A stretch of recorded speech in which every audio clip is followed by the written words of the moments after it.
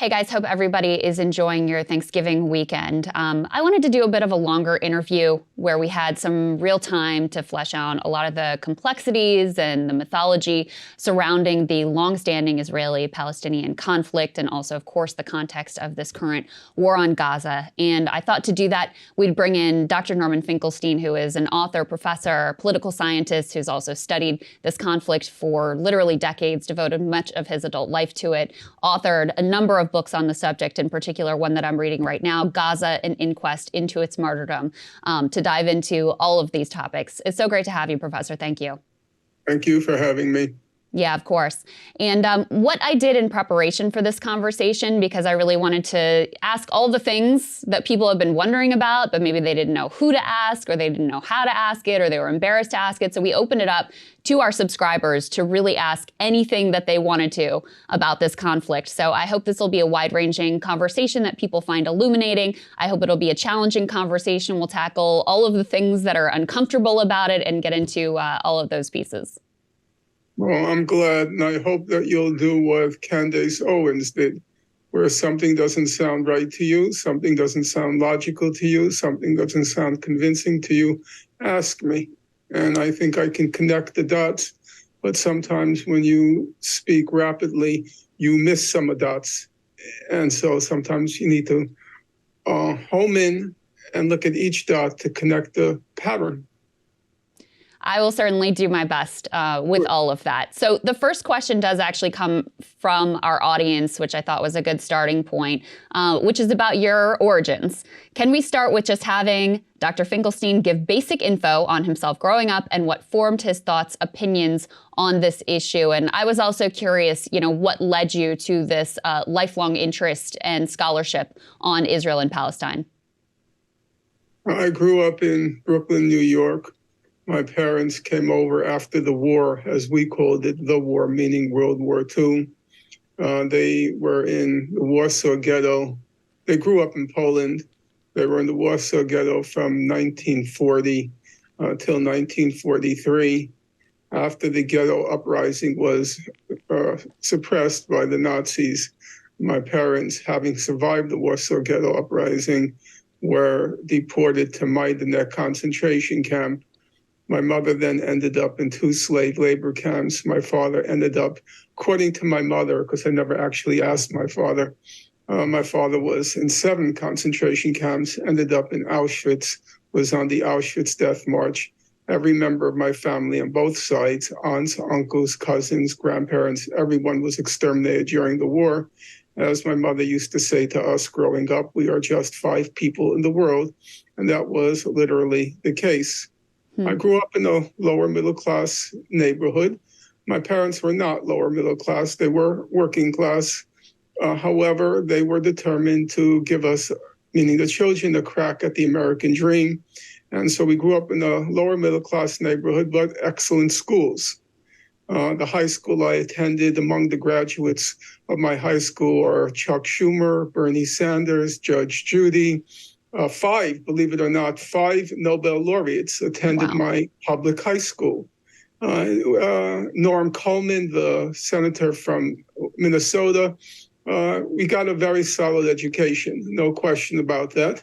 And Jews were back then very ambitious. And they got to realize in large part the American dream. Most of my friends are spectacular success stories. So that was how I grew up.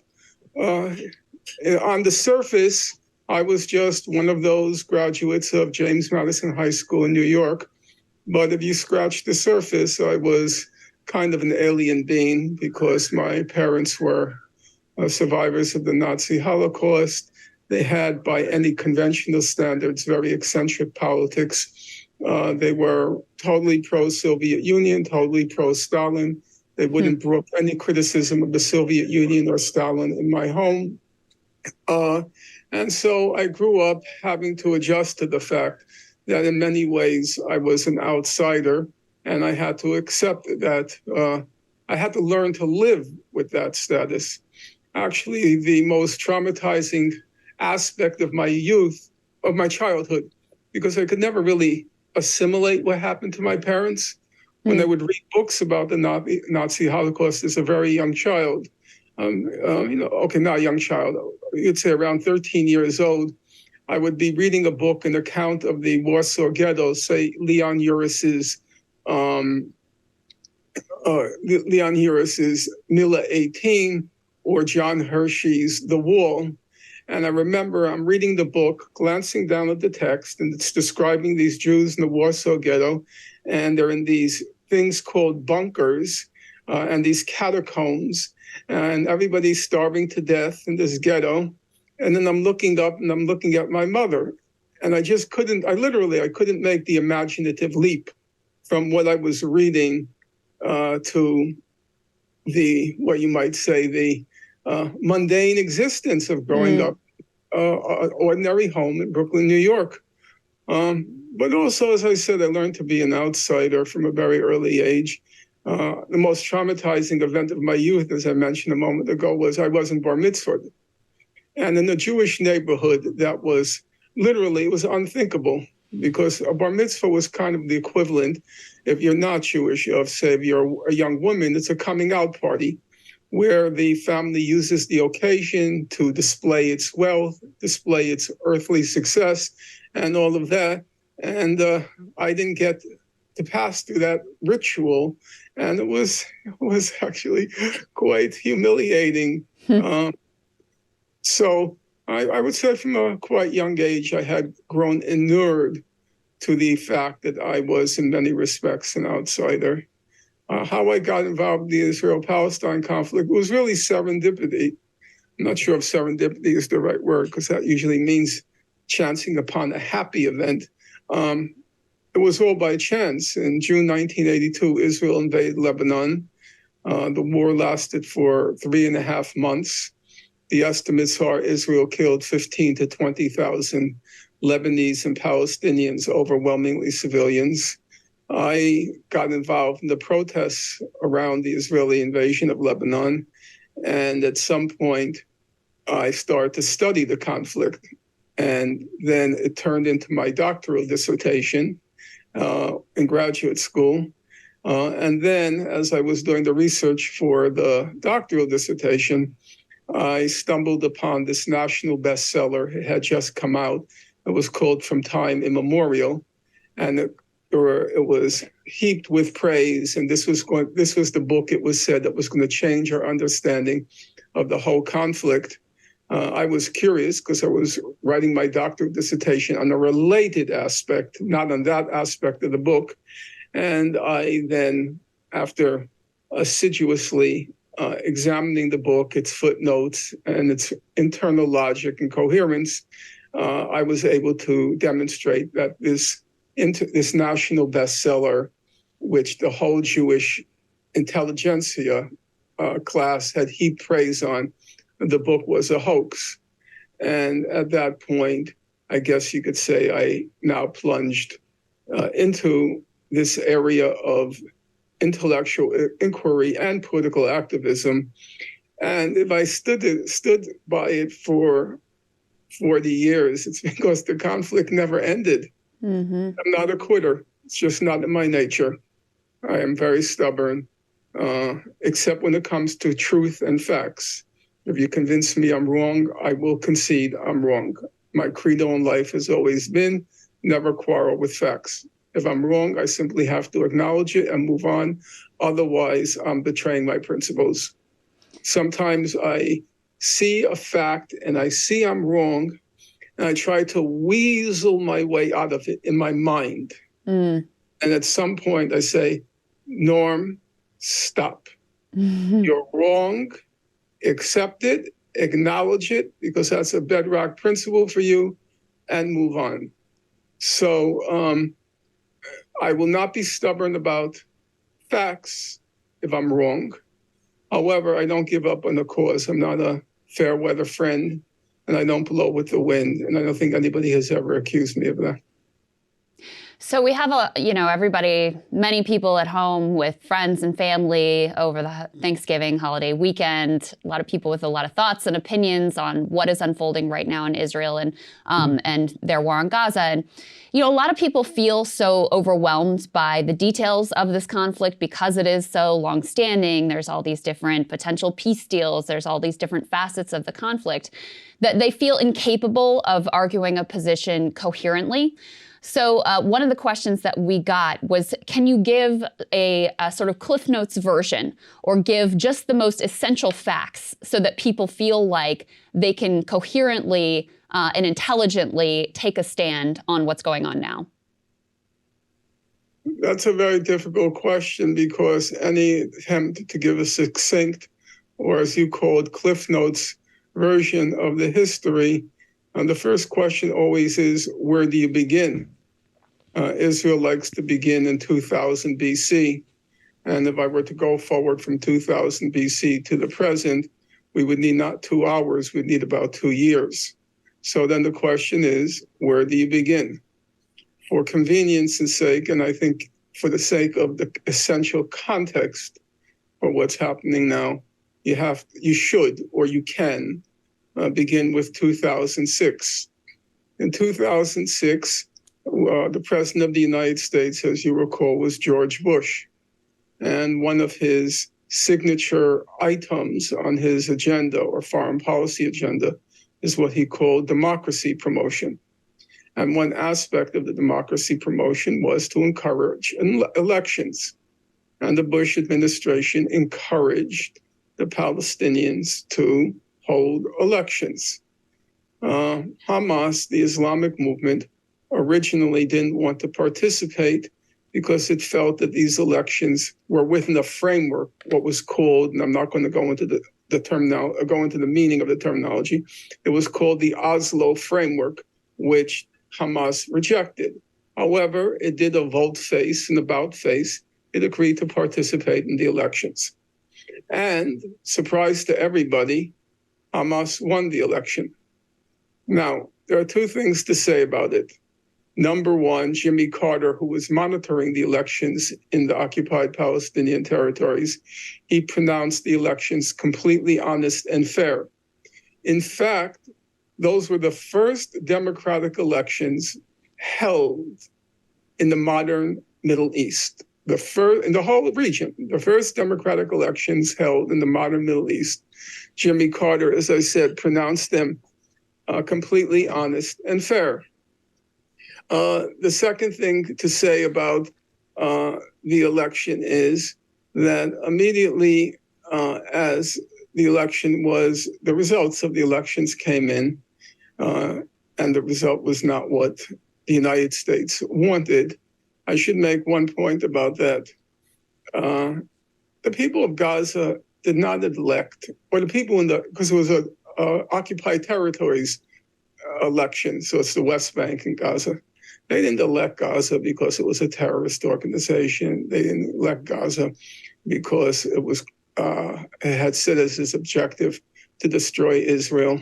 It elected Hamas because Hamas ran on a platform that promised reform, and Hamas itself had a positive reputation for its role in various social institutions and the role in various religious institutions at the time. I won't say what came later, but at the time it was seemed to be a reasonably honest and less corrupt organization than what's called the Palestinian Authority. And it was because of the promises of basic reform that Hamas won the election. When I say reform, I mean social reform, political reform, and most importantly, of course, economic reform. So that's the result of the election. As I said, the United States was not pleased with the result. And for example, Hillary Clinton, who's currently making the rounds about how she was trying so hard to promote democracy in the occupied Palestinian territories because she cares so much about the Palestinian people. At the time, or just shortly thereafter, Hillary Clinton stated that the United States made a mistake. It should have rigged the election.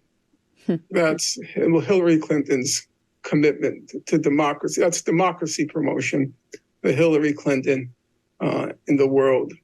In any event, immediately as Hamas won the elections, the United States, I should say Israel, then followed by the United States and the EU, imposed these brutal economic sanctions on Gaza. Now, before I get to those sanctions, the first thing I have to do for listeners is describe what is Gaza.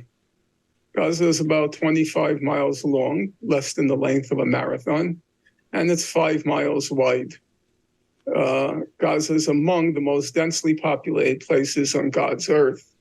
Right now, it's by a wide margin, as we speak, the most densely populated place in God's earth, because half of it has been cleared out, and that population in the northern sector has now been pushed to the southern sector. And now Israel has plans to take the most densely populated place in God's earth and push all the people, and I hope you listeners will take it in because it's going to be unfolding as this program airs, and push all the people in Gaza into an area the size of Los Angeles Airport. The population of Gaza, Israel now wants to shove into an area the size of Los Angeles Airport. In any event, Gaza, among the most densely populated places on earth, once the Israelis, or I should say the population, 70% of the people of Gaza are refugees or descendants of refugees. They were 70% of the population and its descendants were expelled from Israel in 1948 during the first Arab-Israeli War. And they ended up in Gaza as their descendants, and they lived in refugee camps for the last 75 years in Gaza. Half the population of Gaza is children. That's another point that should be fixed in everyone's mind when you hear about the indiscriminate bombing, the indiscriminate murder, the targeted murder in Gaza. About half of those targeted are children. As of now, 70% of the 11,000, well, now it's about 11,500, 70% of those killed in Gaza are children and women. That's called targeting Hamas in the official media accounts. 70% are children and women. That's the population of Gaza. Overwhelmingly refugees and descendants of refugees, and 50% children. Now, what does this blockade of Gaza mean? That to me is the most salient fact, which whenever I mention it, even people who are reasonably well informed, they're absolutely dumbfounded. Once Israel imposed the blockade on Gaza, nobody could go in and nobody could go out, except on the rarest of occasions. Israel controls everything that goes in and everything that goes out. There was a period in time when Israel prohibited so many items from being accessible to the people of Gaza that they finally reversed the list and just provide a list of what was permissible to pass through the gates of Gaza. Israel banned chocolate from entering Gaza. Israel banned baby chicks from entering Gaza. Israel banned potato chips from entering Gaza. There was a period where Israel calibrated the diet, the caloric diet of every person in Gaza so as to enable a starvation plus diet to be limited to the people of Gaza. Half the population of Gaza is unemployed. It has the highest population rate of any area in the highest unemployment rate of any area in the world. 70% of the youth in Gaza are unemployed. So when you add up all the discrete facts that I've just enumerated for you, what do you get? Well, the former British Prime Minister, the conservative Prime Minister, David Cameron, he described Gaza as an open-air prison. Then there's a senior Israeli security official. His name comes up a lot lately as he lays out his maniacal plans for Gaza. His name is Giora, Giora, Island, Eiland. And in 2004, which is to say before the blockade was even imposed on Gaza, in 2004, he described Gaza as a huge concentration camp. So if you look at the spectrum goes from open-air prison to concentration camp. That's Gaza. So when we come to the events of October 7th, we have to bear in mind that those young men who burst the gates of Gaza overwhelmingly, and maybe entirely, they were born into a concentration camp.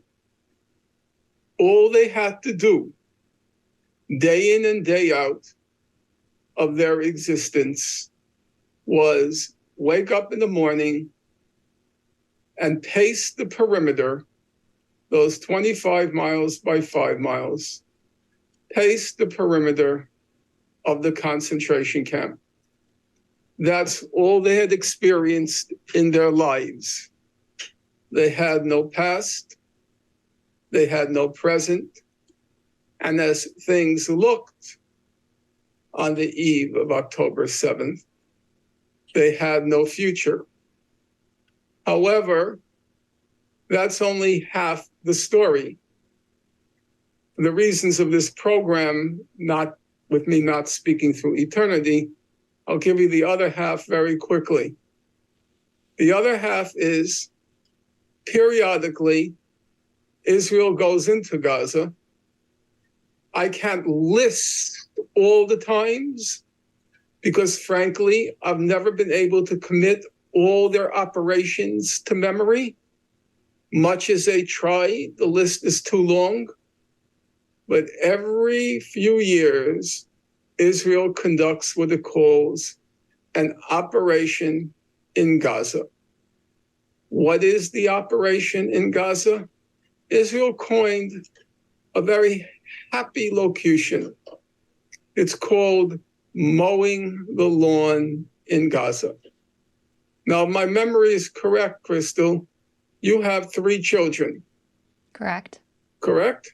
Yep. So I'd like you to bear in mind, I'm not trying to be emotive. I'm not trying to be dramatic, but I also am trying to paint for your listeners a realistic picture of what's been done to those people. Israel mows the lawn in Gaza, and that lawn has 2.3 million blades of grass. That's the population of Gaza.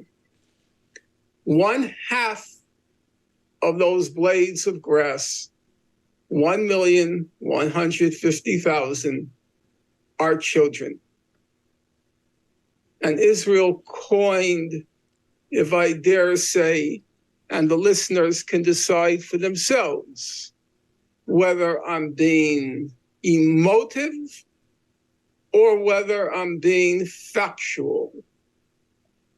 It coined this satanic phrase which it repeats on every occasion with a certain amount of humor. It's funny. We're going to mow the grass in Gaza, and everybody smiles. Isn't that a clever, cute expression? I wonder if you would smile, the mother of three, knowing that among those blades of grass that are going to be mowed are the heads and skulls of your children. Operation Cast Lead, 2008, 2009, December 26th to January 17th, Israel killed 1,400 people, 350 of whom were children, demolished 6,300 homes, mowing the grass of Gaza. Then 2012, Operation Pillar of Defense. Then 2014, Operation Protective Edge, 51 days of mowing the lawn. Operation Cast Lead in 2008 to 9. Amnesty International wrote a large report on what happened. It called it 22 days of death and destruction, mowing the lawn in Gaza. 2014, Peter Maurer, the head of the International Committee of the Red Cross, he visited Gaza and he saw what Israel had inflicted. 2,200 people killed, 550 of them children, 18,000 homes vaporized. He came out and he said, now bear in mind, Peter Maurer's job is to visit combat zones. Mm. And he said, never in his entire professional life had he seen destruction of the magnitude that was inflicted on Gaza in 2014. So we're told now that the story begins on October 7th. And when a moderator has a guest on, the first point of business is, of course, you have to condemn what happened on October 7th. Because that's, we're told, where the story begins. It's as if in a slave uprising, like our own Nat Turner slave uprising, you have to begin the story because Nat Turner and his band of insurgents, they killed a lot of innocent men, women, and children, no question about that, in very brutal ways. But it's as if you have to begin by condemning Nat Turner because of those horrible deeds he had committed, but you're not allowed to mention the fact that, hey, Nat Turner was born a slave. He was born a slave, he lived a slave, and as things looked on the date of his rebellion, he died. He would die a slave. That was his past, present, and future. Is that an irrelevant aspect of the story?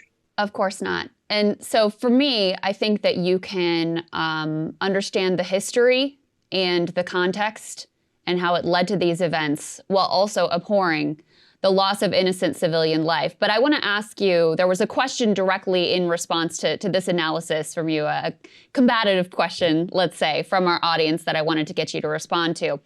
This person writes, given that you essentially cannot hold Hamas accountable for anything past or present, and suggests they are simply acting under the conditions they find themselves in, how many Israeli civilians would be too many for it to continue to be considered a simple consequence of freedom fighting? So far, there might be 1,400. They've revised to 1,200. But let's say it's just a few hundred. Would 14,000, 140,000, 1.4 million? At what point would norms say that the loss of Israeli civilians was too great to justify a resistance movement? What's your response to that question? I guess my response is as follows, and those are fair questions. I've heard them. Those are fair questions. I'm not going to provide a threshold where it becomes intolerable. I've said there does not seem to be any doubt as of now that significant atrocities occurred on October 7th. I have said that in every interview, and I think my reputation is as such that it won't be construed as me trying to protect myself. I don't protect myself with anything except facts, logic, and truth. And facts, logic, and truth compel me to acknowledge where I resistant to the fact, compel me to acknowledge atrocities occurred. So there's no dispute between myself and your interrogator and your questioner. There's no dispute about the atrocities. The question is understanding those atrocities. You couldn't find a single word by me in which I condone what happened on October 7th. I have repeatedly said I won't condone, but I won't condemn. Now, you might say, Crystal, and your questioner, you both might say that that doesn't sound consistent. If you acknowledge atrocities have occurred, then how can you not condemn the perpetrators of those atrocities?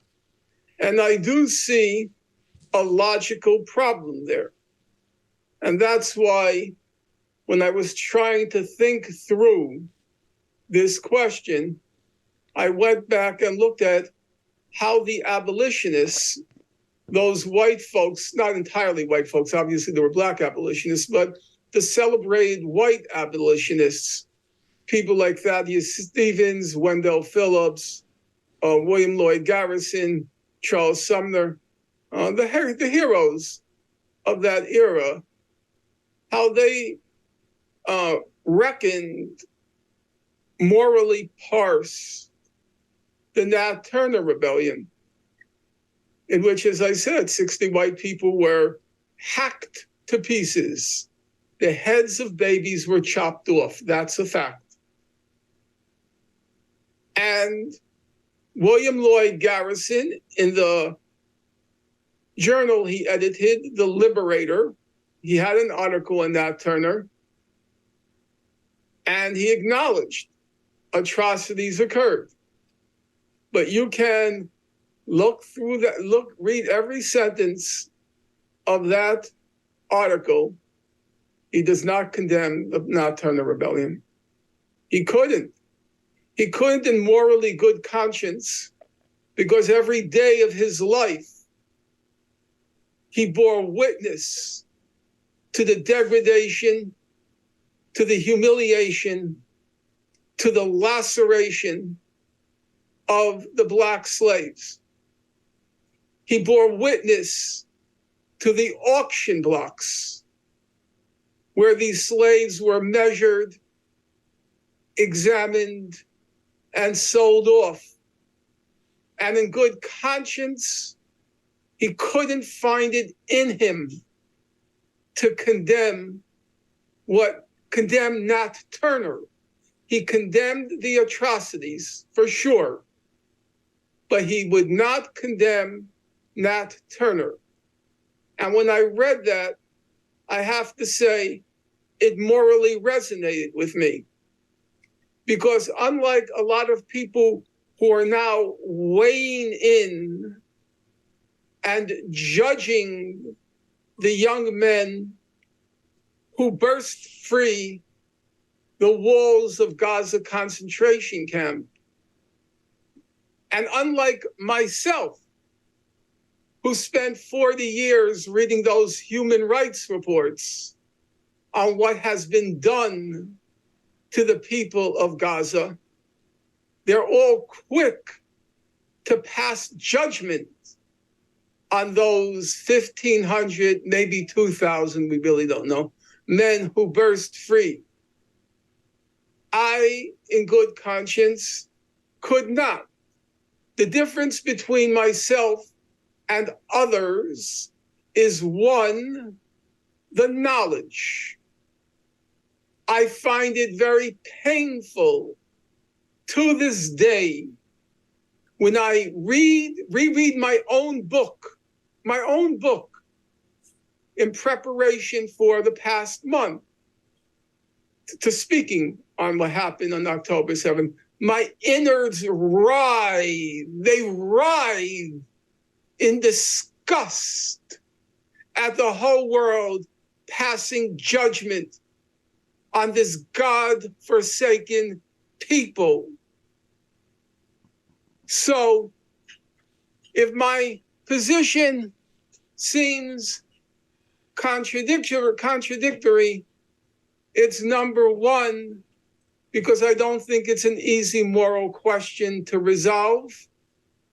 And number two, unlike everyone else, I don't have in my mind this image of Hamas, this evil criminal organization. In my mind, I see the young people with no past, no present, no future. Periodically, this satanic power mows the lawn of Gaza, kills their mother, or kills their father, or kills their sister, or kills their child.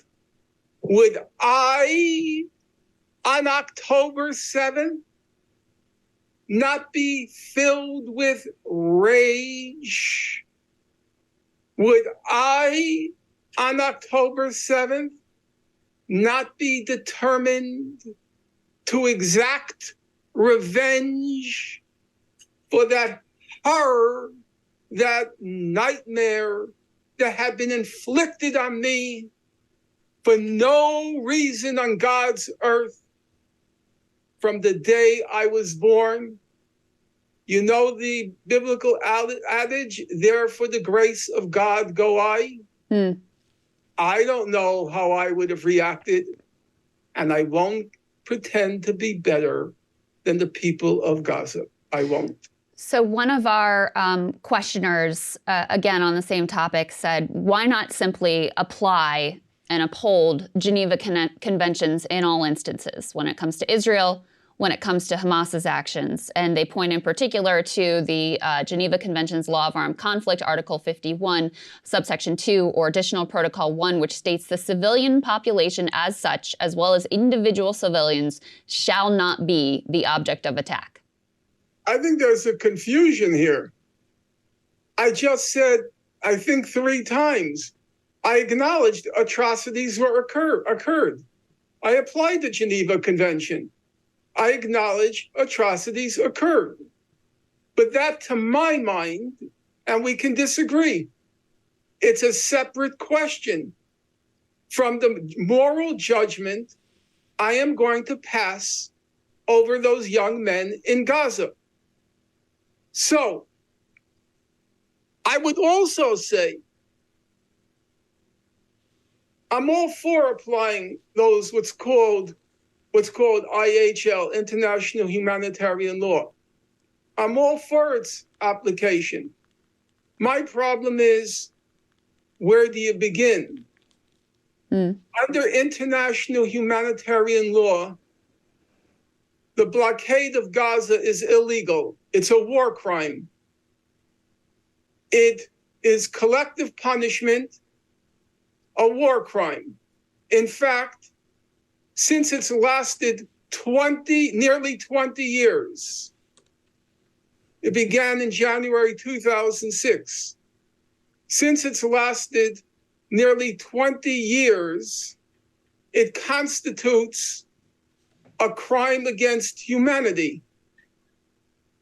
So I have to ask your questioner, why do we begin with the war crime, why do we begin with the atrocities that began or unfolded on October 7th without remembering that the impetus of that event on October 7th was the fact that these young men were the victim of a crime against humanity that had endured from the day of their birth till October 7th.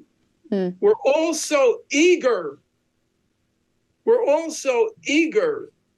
to condemn the crime on October 7th.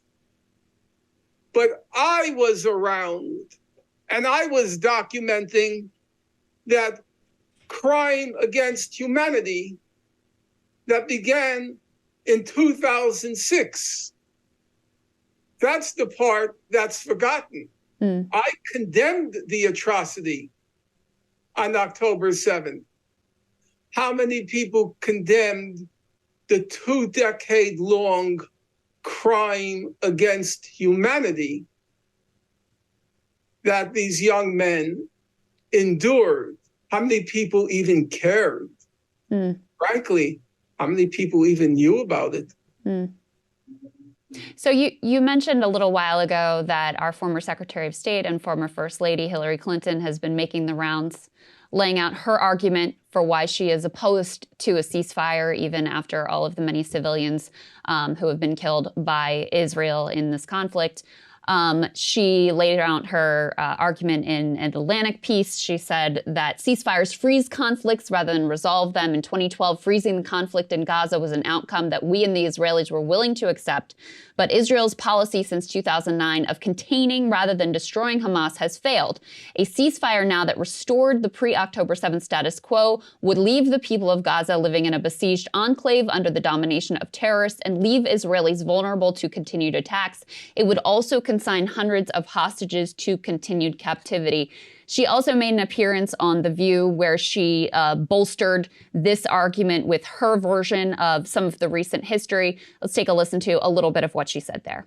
The problem predates October 7th, and I think that's what President Obama was talking about, because let's remember, this is a very long and complicated history.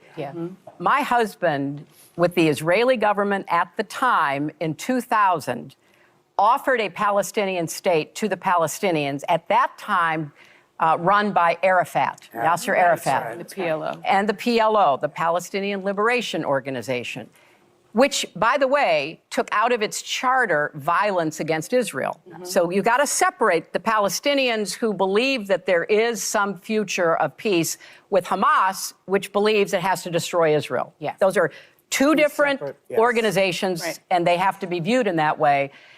Arafat turned that down. There would have been a Palestinian state now for 23 years if he had not walked away from it. There was another attempt when I was Secretary of State to try to, bring the Palestinians and the Israelis together. That didn't work out. Hamas came in and basically destroyed all of that and killed a lot of other Palestinians. So I think when President Obama says that, it requires us to look at the history. And of course, history holds all of us accountable. So what is your view of how she... Except Hillary Clinton, who destroyed Libya. History holds all of us accountable except Hillary Clinton. But let's leave that aside. What I would like you to do, Crystal, is simply ask me one specific question from that. She made many, many statements. She talked about 2000, when her husband presided over the attempted peace agreement. She talked about Hamas, how Hamas destroyed everything. She talked about ceasefires don't exist. You would not have time for another question if I were to go into all of that. So you use your intelligence. You're very smart. Which aspect do you find most challenging? And then I'll try to answer it, going through the details.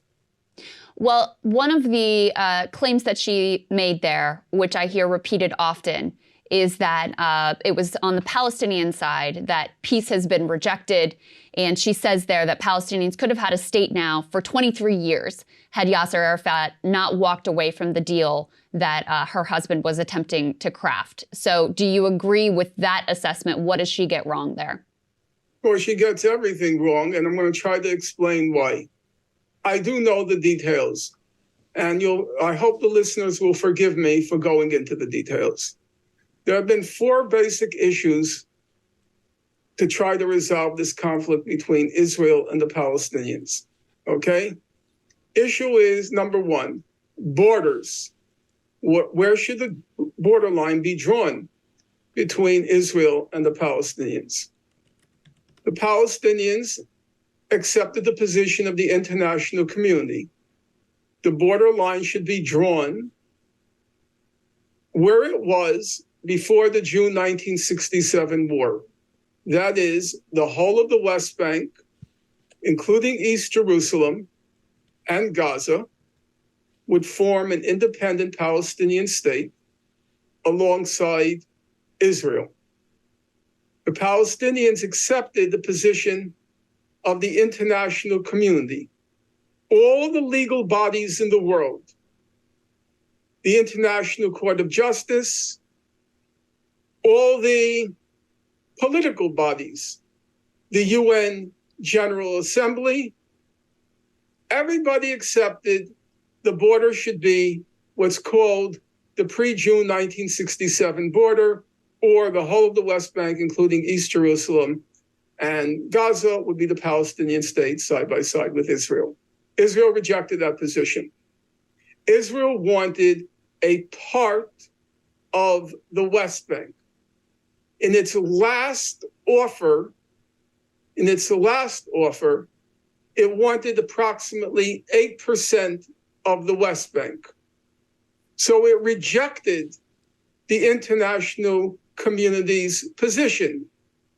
Number 2, under international law, East Jerusalem belonged to the Palestinian state because under international law, it's inadmissible to acquire territory by war. Israel acquired the East Jerusalem, the West Bank, and Gaza in the course of the 1967 war. It had no legal title to East Jerusalem, the West Bank, and Gaza. Israel rejected that position of the international community. It said it wanted parts of East Jerusalem. Number 3, there's the question of the settlements that Israel has built in the occupied Palestinian territories. Approximately now 700,000 settlers, illegal settlers under international law in the West Bank. All of those settlers are illegally in the West Bank. Right now, as we speak, engaging in a low level, at this point, ethnic cleansing in the West Bank. Israel wanted to keep under its sovereignty approximately 80% of those settlers. And finally, there's the question of the Palestinian refugees and their descendants since 1948. Israel said that it would not allow any of those refugees to return under what's called the right of return, the international law, which says refugees have the right to return to their homes after the cessation of hostilities. Israel said no. Now, on all of those questions, borders, Jerusalem, settlements, refugees, on all of those questions, the Palestinians were willing to make concessions. And in 2000, in the year 2000, President Clinton put forth what were called the parameters, December 2000, parameters for resolving the conflict. All of those parameters required concessions from the Palestinians on the basis of international law. None of Clinton's parameters required concessions from Israel on the basis of international law.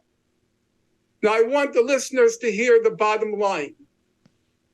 In January 2001,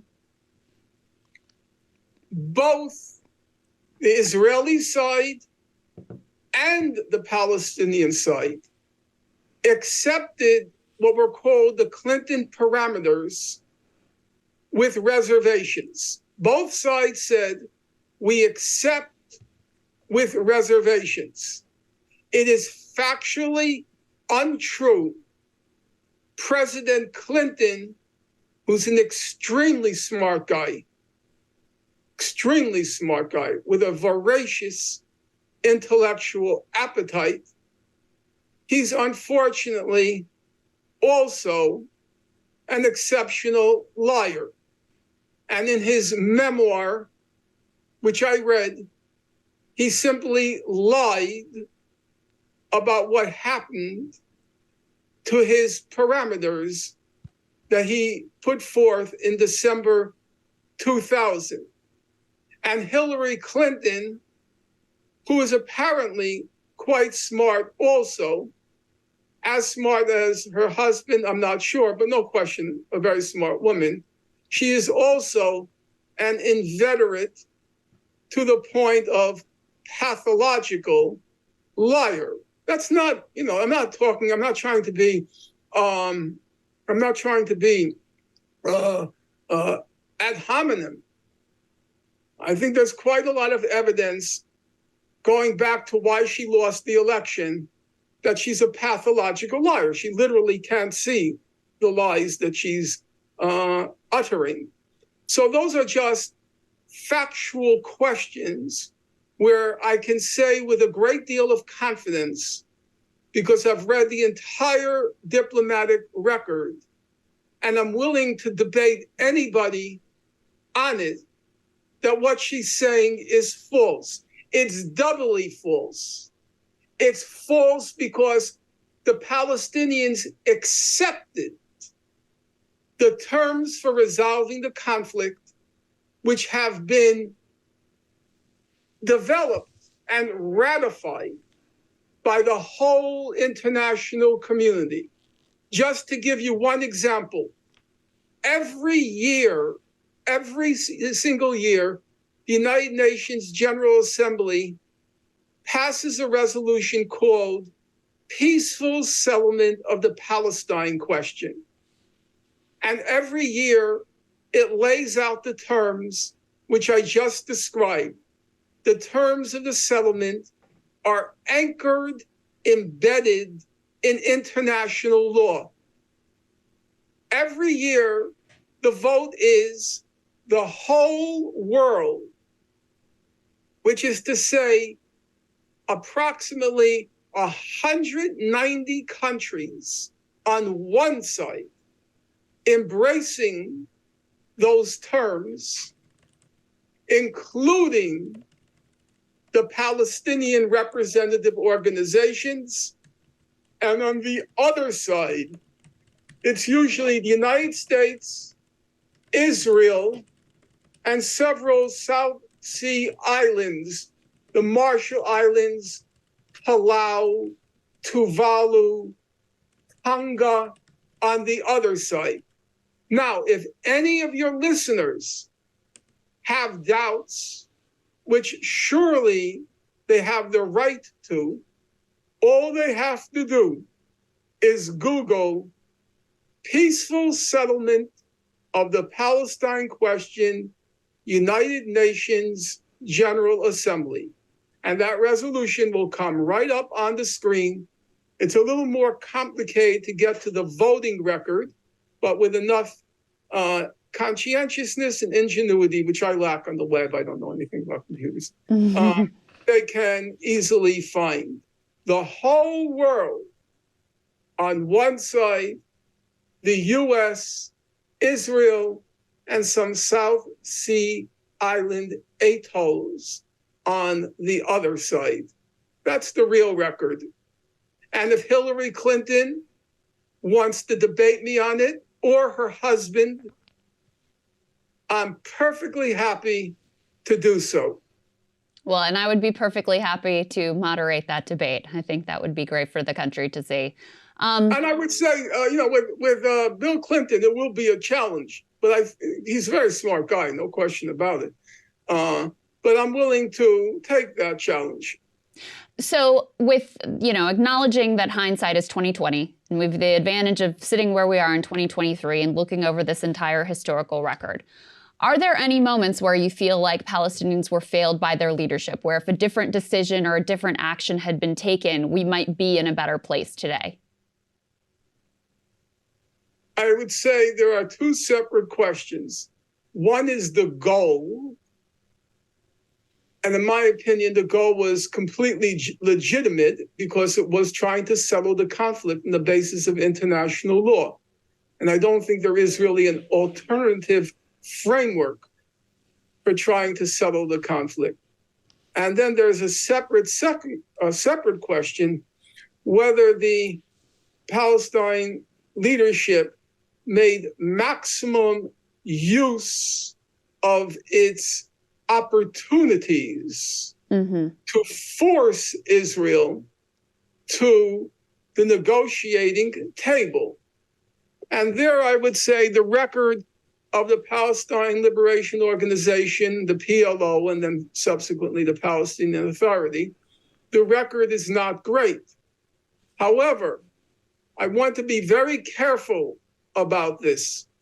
I do not believe they made the maximum use of available opportunities. However, it should never be forgotten that both the Palestinian Liberation Organization, the PLO, and Hamas, they both attempted nonviolent civil resistance.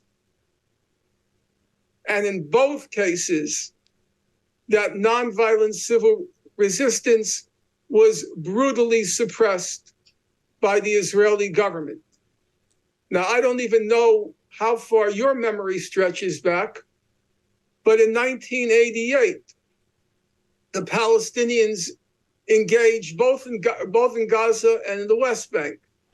They engaged in nonviolent civil resistance. It came to be called the First Intifada, the first revolt, nonviolent civil revolt against the Israeli occupation. The Israelis, under then Defense Minister Yitzhak Rabin, imposed a policy which was called in public the force, might, and beatings policy, in which they brutalized the Palestinian population engaged in nonviolent civil resistance. They engaged in massive torture of Palestinian detainees during the First Intifada.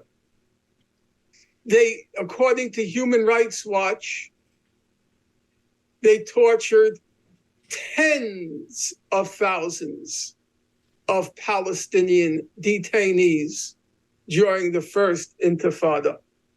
In fact, the current editor of Atlantic magazine, Jeffrey Goldberg, he was a guard in one of those detention facilities.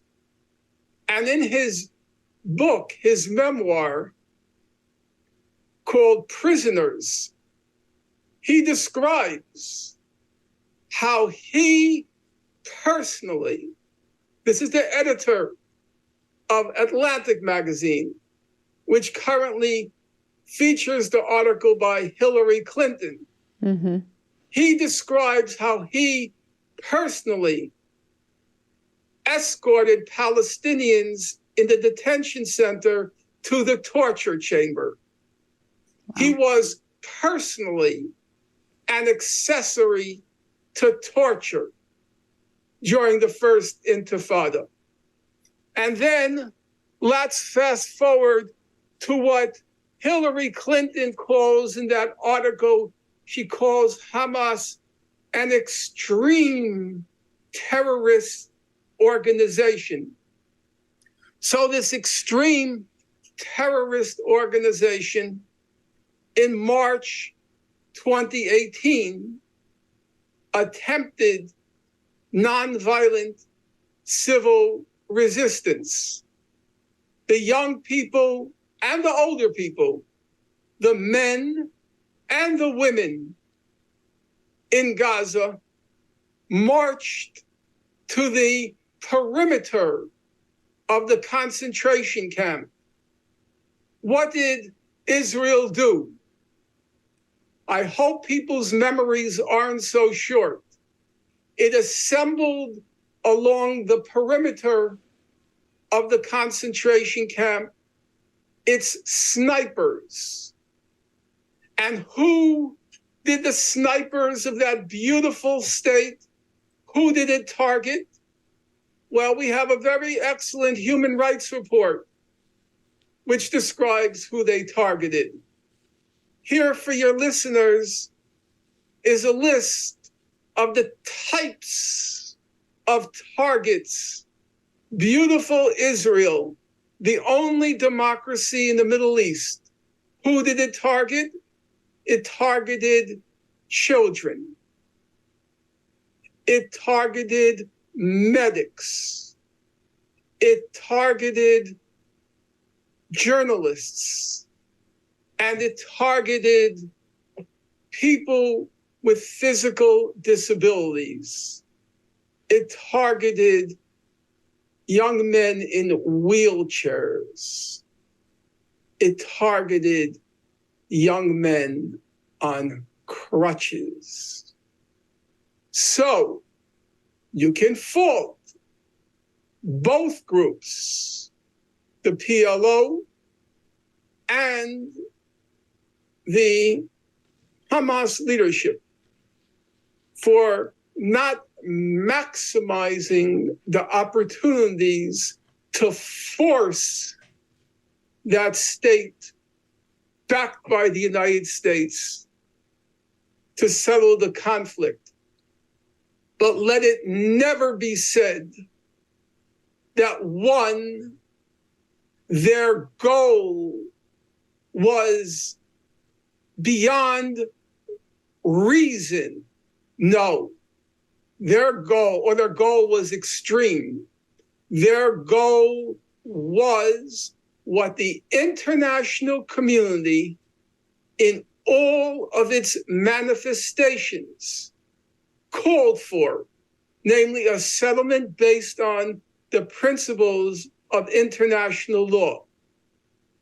And number two, let it never be said that they didn't try nonviolence. They tried it, and they tried it, and they were brutally mercilessly mowed down by the Israeli state.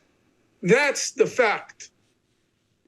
I wonder if you could give the strongest possible case for the Israeli view of the conflict. You're not only a scholar of the Israel-Palestine conflict, you're also a scholar of the Holocaust. So coming out of that history of deep trauma that your own family was afflicted by, I wonder if you could lay out how you think they're viewing this conflict and why it ends up being so different from the way that you and I are looking at it. I'm listening closely to your questions, and those are reasonable and important questions. I would have to say two things.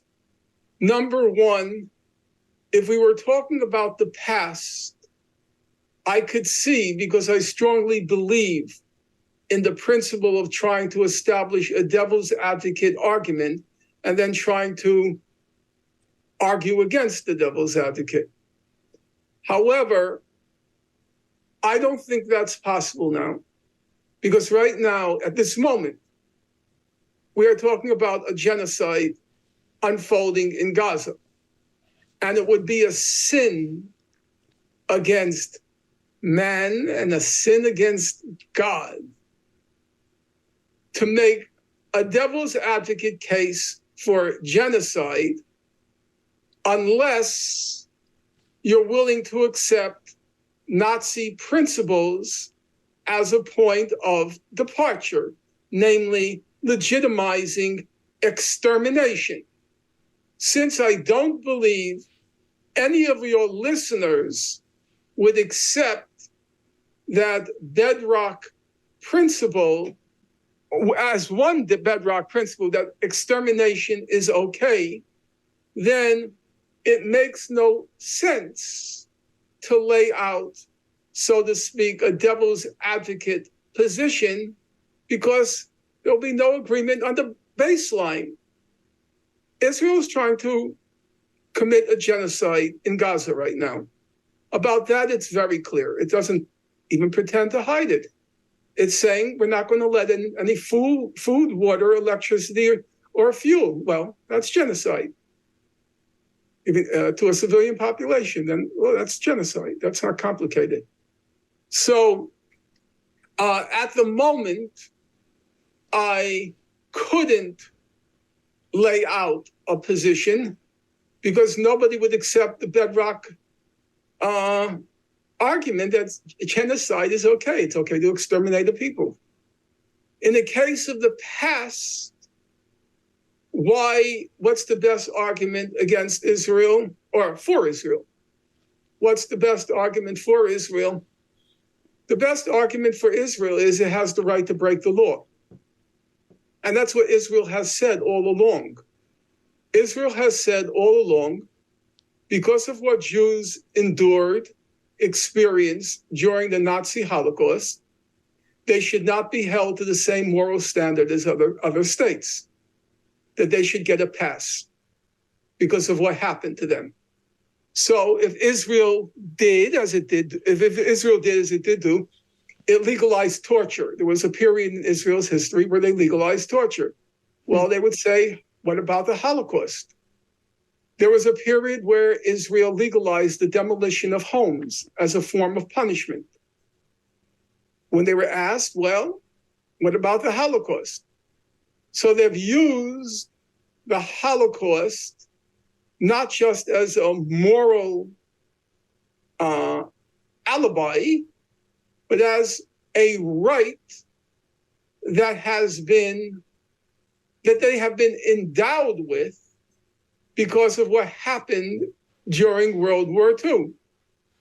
And so then it's up to your listeners whether you accept that Israel has the right to break the law because of what it experienced during World War II. Israel was the only country in the world to have legalized torture. Israel was the only country in the world to legalize hostage taking. The High Court, Barak, He called it bargaining chips. Israel was the only country in the world to legalize house demolitions as a form of punishment. It's very unique. And the argument has always been by its apologists, well, what about the Holocaust? And then that's a judgment that your listeners have to make.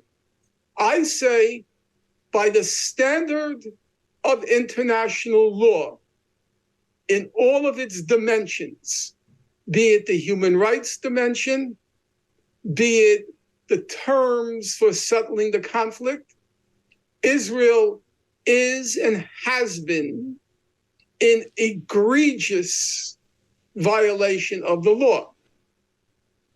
And you can see that in the International Court of Justice decision in July 2004, which I'm not going to go through right now because it will be going into the weeds and I will lose listeners. Mm-hmm. So I think the record is unambiguous, unequivocal, that Israel is a systematic and egregious violator of international law in all its dimensions. And then the question comes to what you just said. Okay, but then what's its best case? And that's a fair question. And I think its best case is the case Israel has made all along.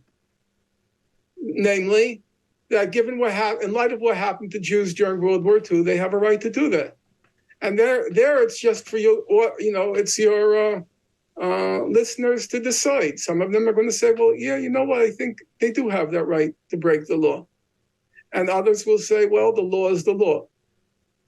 And nobody gets a free pass. Now Israel wants, in the name of the Nazi Holocaust, to commit a Holocaust. Well, that's what they're doing. I mean, that's not exaggeration. They are right now turning Gaza during the Filipino War in the turn of the 20th century, 1900. There was a province in revolt called Luzon. The United States was trying to occupy. And one of the generals during the Filipino War, he said, we're going to turn, the densest resistance was in Luzon province, Luzon. And one of the American generals said, we're going to turn Luzon province into a howling wilderness. That phrase always stuck with me. And that's what Israel is doing now to Gaza. I woke up this morning and I was reading an article and it said Beit Hanun, which was a place I knew, had 35,000 people in northern Gaza. And it's not there anymore. Mm. There's nothing. There was a vivid article by Patrick Kingsley of the Times, who I loathe, but occasionally a word of truth passes through his lips. And he said he was taken on a tour of northern Gaza by the Israeli army, a controlled tour. Mm-hmm. And he said at one point he was in this completely level land.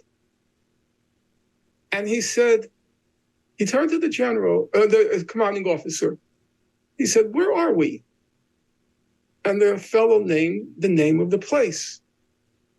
And he describes in the article, he was bewildered because he had spent a lot of time in that place as a journalist for the Times. He had no idea where he was. There's nothing there. He said the only constant is the Mediterranean. Wow. The sea. There's nothing there. You could not find your home in Gaza. That's Israel's goal. That people will have nothing to return to. And so they'll leave. Leave where? We don't know yet.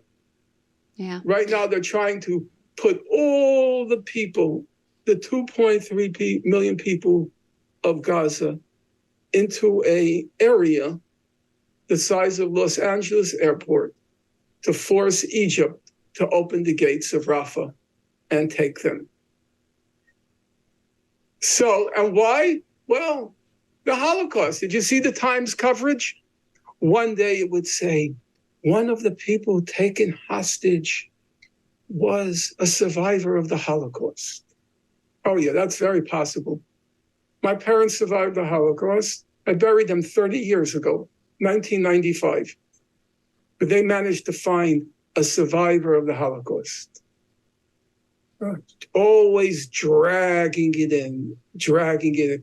What became the mantra of the latest event? What's the mantra? The worst massacre of Jews since the Holocaust. Can you tell me what 1,400 people being killed has to do with the Holocaust? Auschwitz killed, no, I'm serious. In Auschwitz, 10,000 Jews were gassed to death a week. 10,000 a week. What does that have to do with 1,400? Yes, 1,400 is a horrible number. I'm not going to deny it. But can you tell me what that has to do with the Nazi Holocaust? But always drag it in. Abba Eban, the former foreign minister of Israel, he famously said, the Hebrew word for Holocaust is Shoah, S-H-O-A-H. And he famously said, there's no business like Shoah business. And that's what you see now. Let me ask you. You're always dragging it in to extenuate, excuse, exonerate. Let me ask you a question related to that, because this is something I hear a lot and something that we got a number of questions about this. What's a good response when someone proposes that while it is undeniably true that Israel, quote, does bad things, it only gets a disproportionate amount of attention because of anti-Semitism? For example, how to respond to someone who says there are Muslims that are severely persecuted, ethnically cleansed all over the world, but only Israel incites this kind of international ire, and it's because people hate Jews. What is your reaction to that? Well, there are many arguments you could have made in the past, but now Israel is in a very unique situation. Number one, by the third week of the current operation, Israel had killed, by the third week, more children than children killed in every war zone in the world combined for the years 2020 or the year 2021 or the year 2022. I remember I was in one debate with a fellow named Eli Lake. I mentioned that statistic. At that point, the number of Palestinian children killed was 3,500.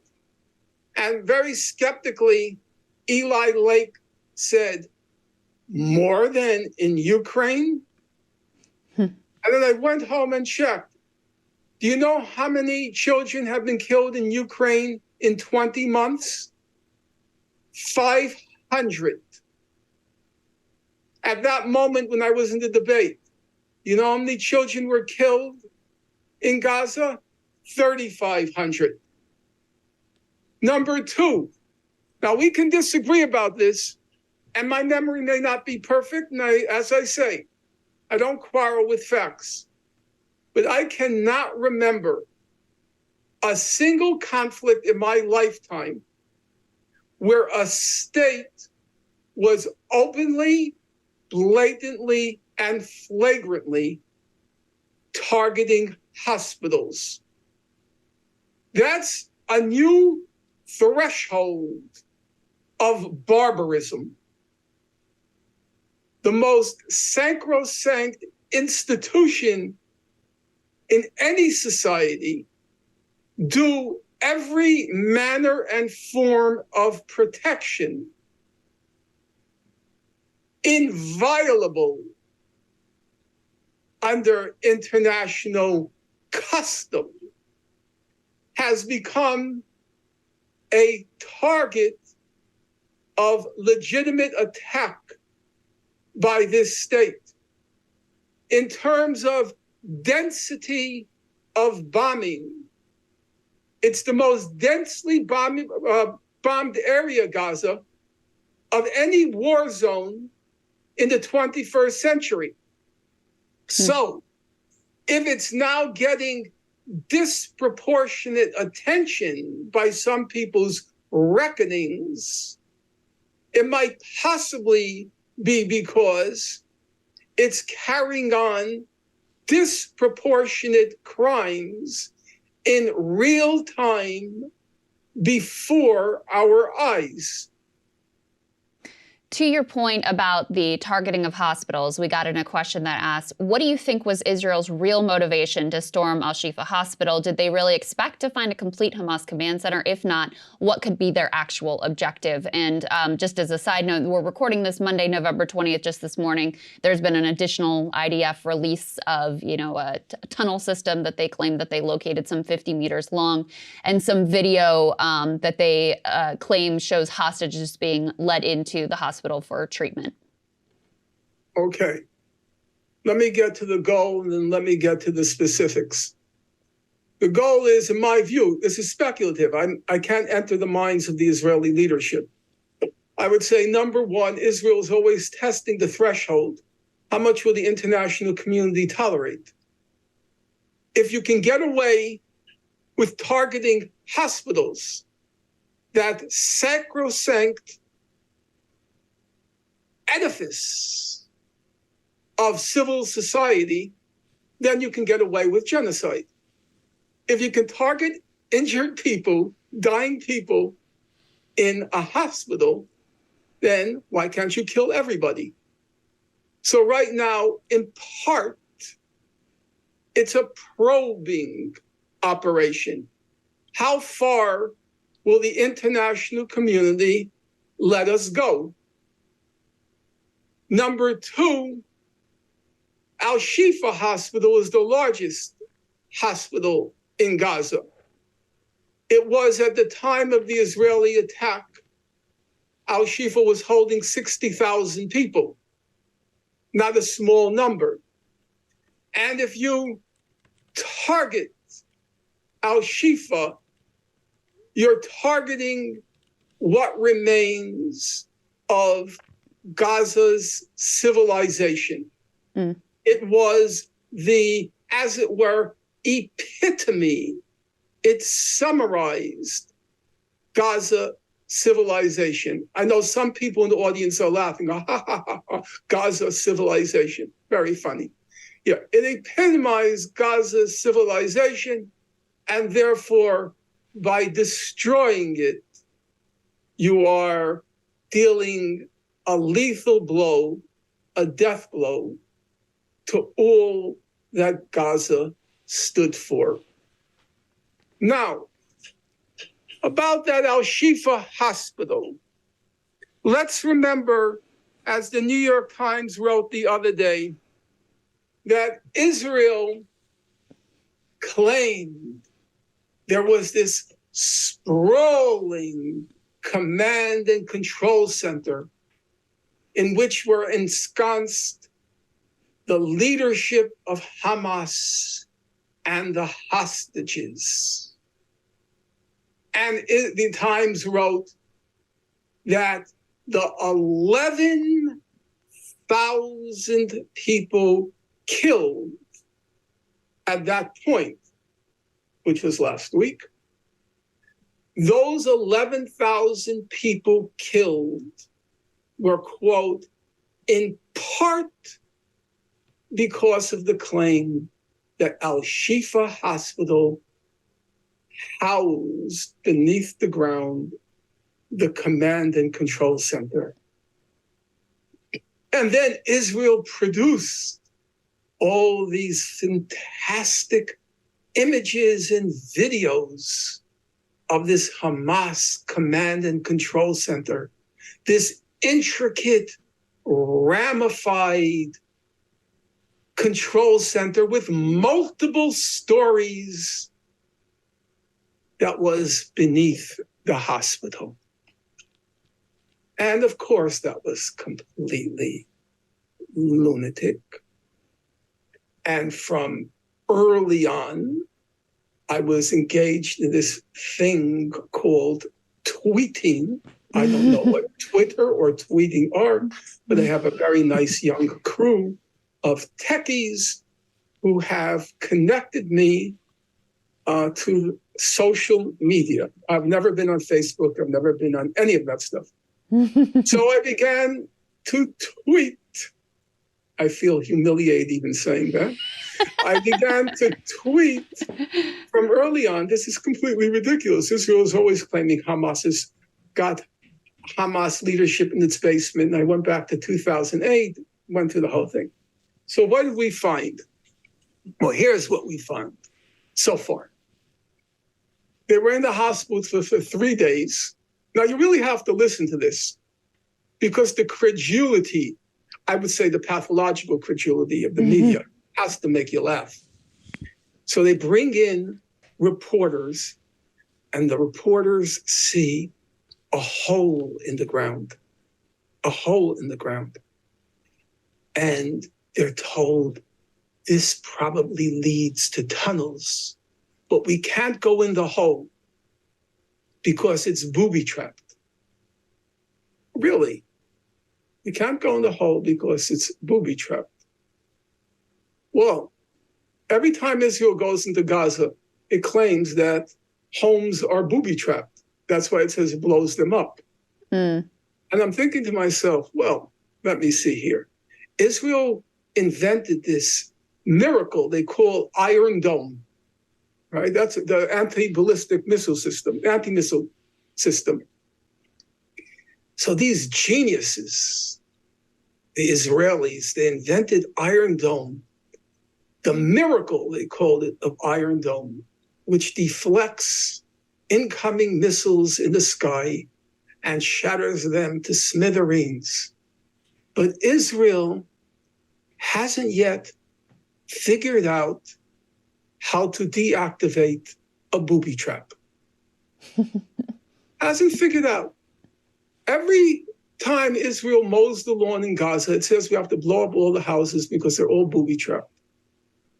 They've been doing that since 2008, probably much earlier, but I don't know the record. And they haven't yet, they figured out how to smash to smithereens incoming ballistic missiles. But they say to the reporters, you can't go down because it might be booby trapped. And we don't know how to deactivate a booby trap. I would suggest that if you go into any town of more than 1,000 people in the United States, the police know how to deactivate the booby trap. But Israel hasn't figured it out. Now, Israel says it discovered a tunnel, 55 meters long. 55 meters is about half a city block. Okay, half a city block.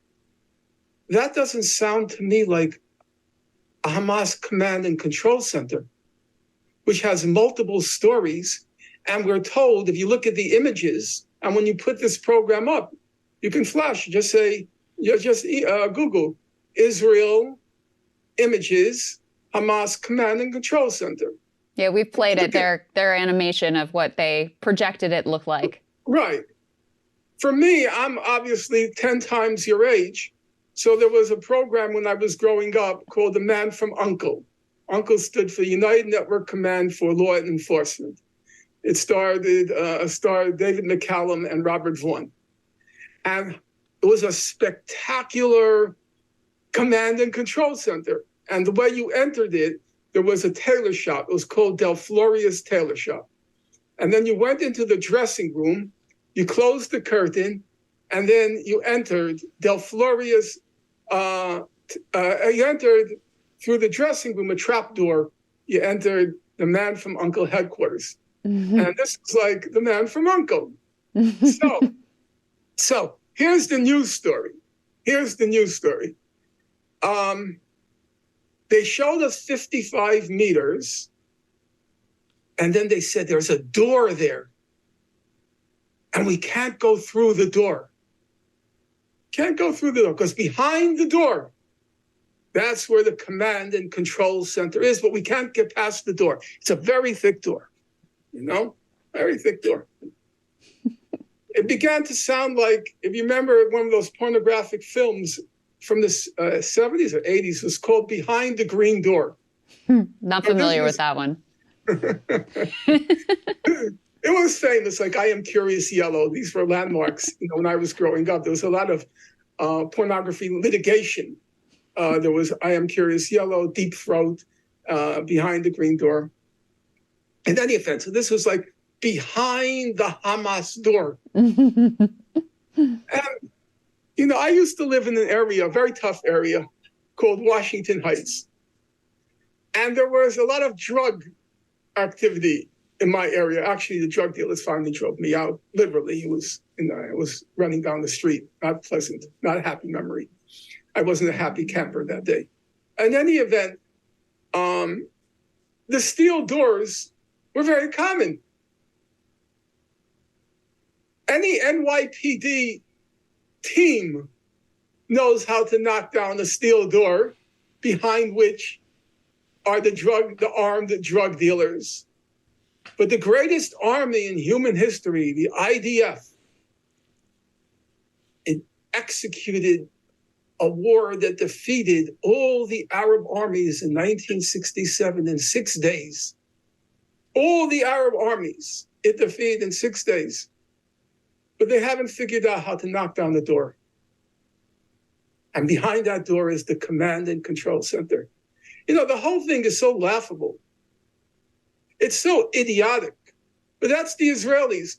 They count on it. You know why they count on it? Why is that? They count on it because they know they can get away with it in the United States.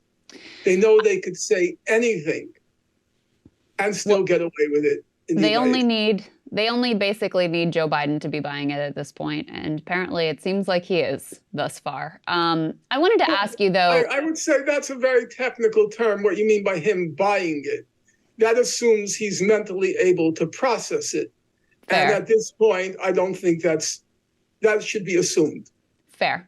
I want to ask you, then, this related question of human shields, quote unquote human shields. And I've heard you speak about this before, and your analysis and your review of, international human rights organizations and the evidence on the record, you say you don't find any evidence that Hamas has used human shields.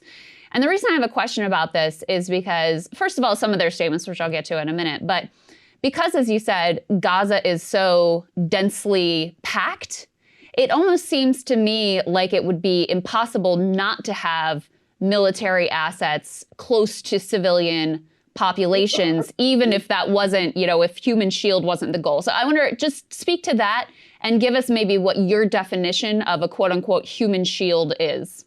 Well, look, excellent question. And these are the questions which I spent 40 years of my life trying to come to grips with, understand. And so I'm very happy that you're asking those questions because they will lend clarity to the truth. Under international law, there are two relatively distinct concepts. One is human shielding. Now, human shielding has not been, to my knowledge, and I think I'm right on this point, has not been legally defined. It's what you might call a term of art. Okay. And human shielding basically means, as it's understood by most human rights organizations, though, as I say, it's not been legally codified, it basically means the forcible conscripting of civilians to either shield a combatant or to shield a military site.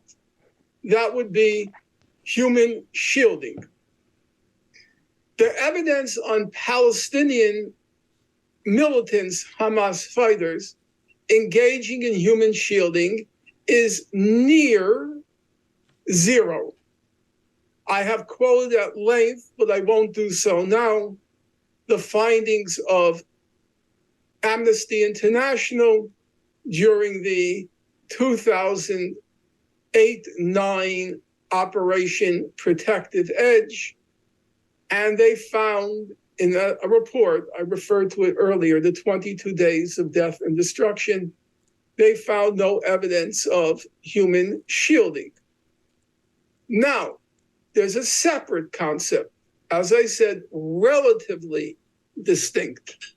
The second concept is called, quote, taking all feasible precautions to protect civilians if you're fighting in a civilian area. So sometimes, as you point out, if you're dealing with or you are amidst among the most densely populated areas in the world, you inevitably are at some point going to find yourself resisting from population centers. And then the rule of international law is you have to take all feasible precautions. Now, of course, because you have a facility and fluency in the English language, the key word is feasible. What at any particular moment might be feasible to protect civilians if you're engaged in fighting in a civilian area. The only thing I could say is human rights organizations have accused Hamas in situations, not every situation, but in situations of not having taken all feasible precautions. Now, that's only half the story, because the other half of the story is human rights organizations have voluminously documented Israel's use of human shields, Palestinian human shields. So let's take an example that goes back to something we just talked about. Occasionally, Israel enters a house which it fears might be booby-trapped. What does it do? It uses Palestinians as human shields to precede them as they enter the house and say, walk down a staircase. So the fact is, yes, there are voluminously documented instances of human shielding. I remember the instances during Operation Defensive Shield in 2002, when they invaded Jenin in the West Bank. And they took they would enter a home and then use the home as a base, fire from windows, and they would put Palestinians in the windows and fire from behind them. So yes, there has been human shielding in the occupied Palestinian territories, human shielding committed by Israel. But the only question we're allowed to entertain is, how extensive is Hamas's use of human shielding? That's the only relevant question.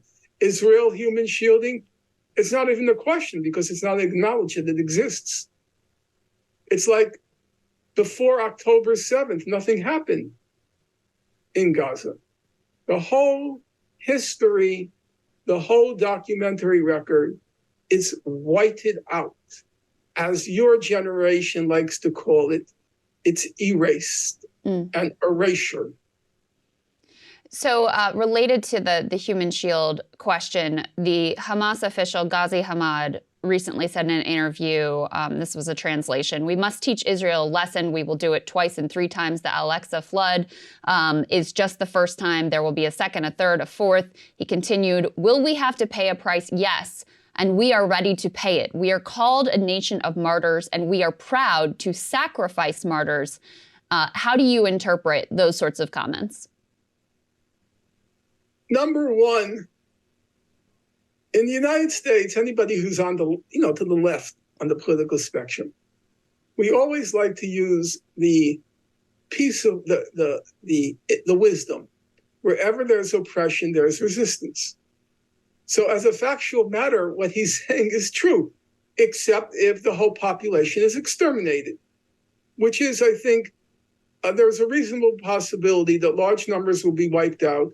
Gaza will turn into a howling wilderness, and Egypt will have to open its gates, and resistance at that point in Gaza will be very difficult because there won't be a Gaza. But barring that eventuality, yes, he's correct. There will be one, there will be two, there will be three. Guess what, Krista? Ready for this? Brace yourself. There was one, there was two, there was three, many slave revolts in the United States. Are you shocked by that? Are you shocked that slaves kept revolting? Is that a shocking admission when he says we're going to continue to revolt until the walls of this concentration camp are broken down? I'm not shocked by that. The second part of his admission, oh my God, he said, we as a people are going to resist until we get our freedom. Hey, maybe he heard Patrick Henry say, give me liberty or give me death. That's such an odd notion. I was reading Winston Churchill's famous speech during World War II the other day, where he said, we're willing to starve. We're willing to die in order to beat the Nazi horror, menace, whatever he called it. When we say that, that's heroic, that's courageous. It's a hallmark of our civilization that we're willing to be martyrs in the pursuit of freedom.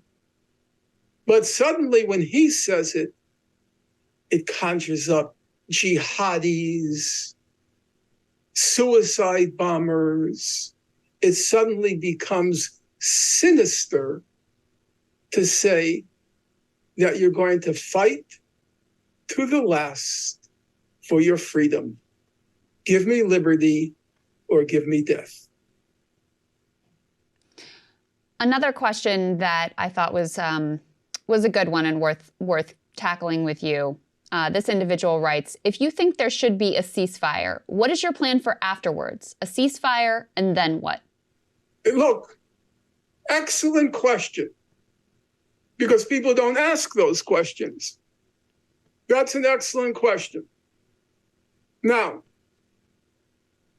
if a ceasefire means that the Palestinians are going to continue to live in peace in the concentration camp, that ceasefire is obviously not going to hold up. That's perfectly obvious. Because if you freeze the situation as it is now, the concentration camp remains in place. So I'm not going to pretend that Palestinians, Gazans, the Gaza leadership is going to acquiesce to a ceasefire into eternity.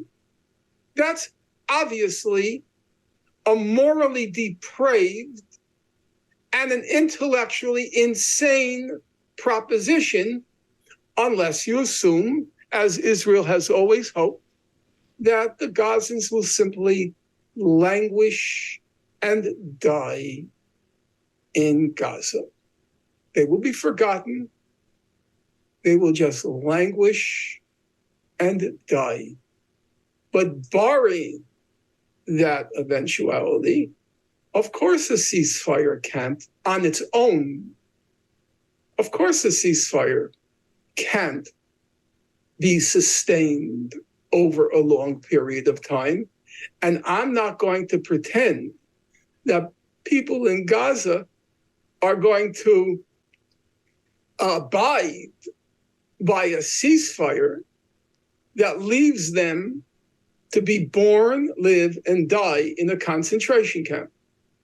So in my view, the demands now, at this moment, have to be ceasefire now, end the blockade of Gaza, and stop the ethnic cleansing in the West Bank.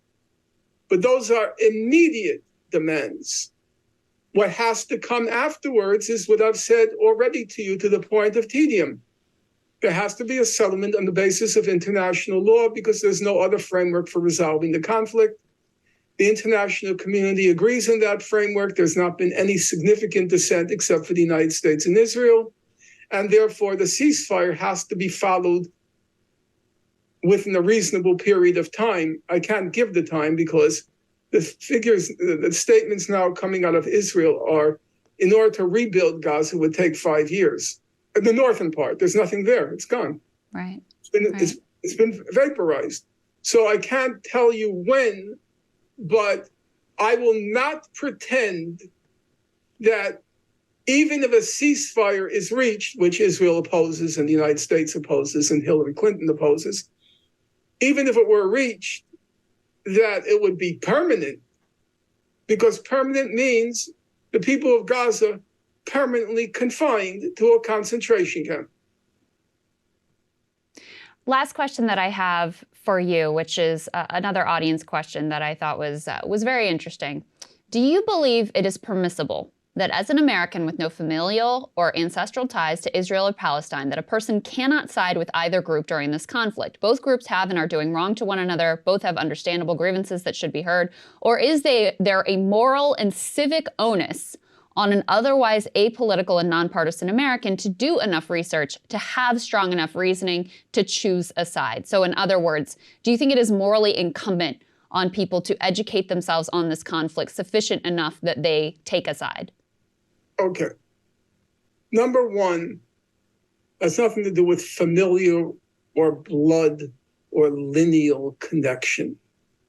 I hate to sound like an Old Testament prophet. I am old, but I'm not a prophet. Nonetheless, for me, and I think it should be for everyone, the issue is not blood tie, lineal tie, or any other tie. It's just about what's true and what's just. If Israel, what we're doing, were true and it was just, whatever my personal feelings about it might be, I would have to support them. But number two is the question you asked. I should say the second part. What I'm talking about was implied in the question. Now let's get to the literal question. Obviously, it's not within any individual's capacity, except maybe Professor Chomsky. It's not within any individual's capacity to master every conflict in the world and to possess sufficient factual information to render a judgment of right and wrong. For most mortals, here I'll exclude Professor Chomsky, that's not possible. However, I have to enter two caveats, two reservations. Caveat number one, this current moment does not require a mastery of facts. A genocide is unfolding in real time before our eyes. And so all you have to do is ask yourself a question. Do you think it requires a mastery of facts to render a judgment on whether or not it's right to deny food, water, fuel, and electricity to a civilian population, 1/2 of which is children? Can you, I'm asking you as an intelligent woman, as a mother, can you imagine any circumstance in which you would say, such is the circumstance that I have to agree to deny any food, water, fuel, electricity to 1.5 million children? No. To me, No. the current moment is not complicated at all. Fine. The history is very complicated, you know, the details Correct. of all the peace deals, all of Correct. that, very complex. But the current situation to me is very cut and dry, actually. Exactly. And number two, the problem is not that people don't know the facts. The problem is the people in power lying and lying and lying and lying about the facts. That's the problem. I excuse ignorance. The other day, I was on with I did two interviews, not two, I've done so many, but with both Michaela Peterson and Candace Owens. And each of them began by saying, I really don't know anything about this conflict. And I appreciate that. I appreciate the humility. You come in, and I thought, well, of course, why should you know? You know, Gaza is a postage stamp on the world's map. Why would you know more about Gaza than you would know about a country in Africa?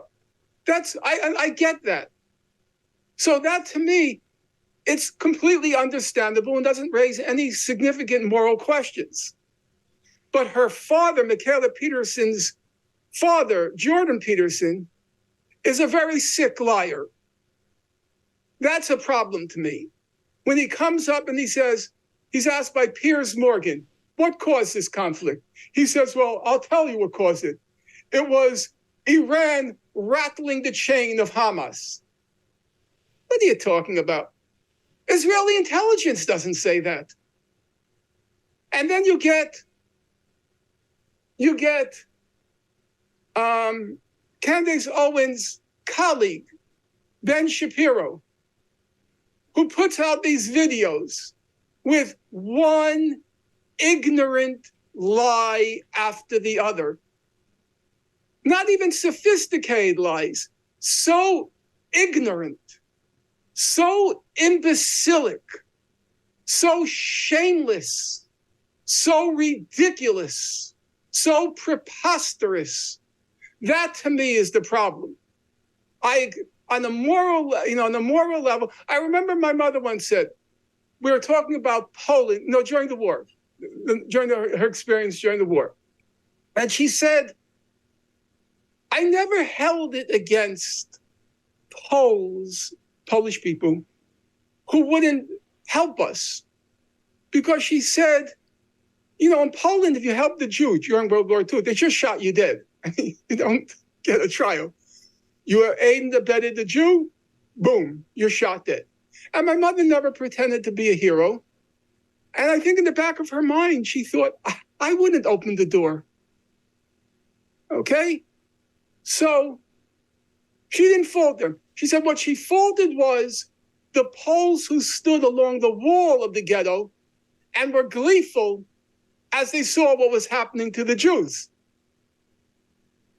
Those are the ones she passed judgment on. But my mother held by the adage, there, but for the grace of God go I. I wouldn't let them in my home. If a Jew is fleeing and looks to my home for refuge. And it's the same thing here. Ignorance is an excuse because the world is a big place, many conflicts. You can focus on one or two most mortal people, but everyone, no, not possible. But when you are a person of power or prominence and you're using your position to disseminate the ugliest, the stupidest, the most idiotic lies.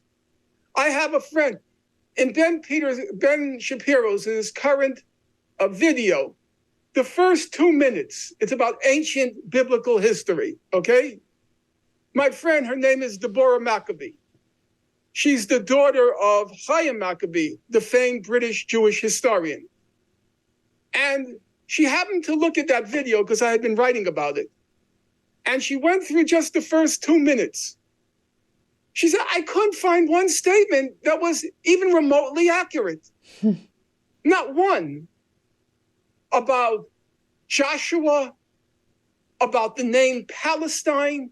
And then she mapped out for me this huge scholarly undertaking. She's going to expose every lie in the first 2 minutes. In the first 2 minutes.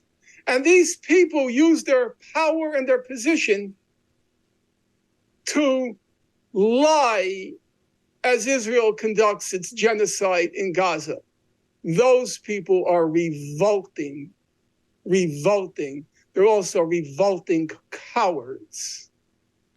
Mr. Shapiro, you know so much. Why don't you debate me? Where's the problem? You like to debate college students. I suppose you debate people in their second trimester. But how about debating an adult who studied it? They won't. Complete cowards. Cowards and criminals.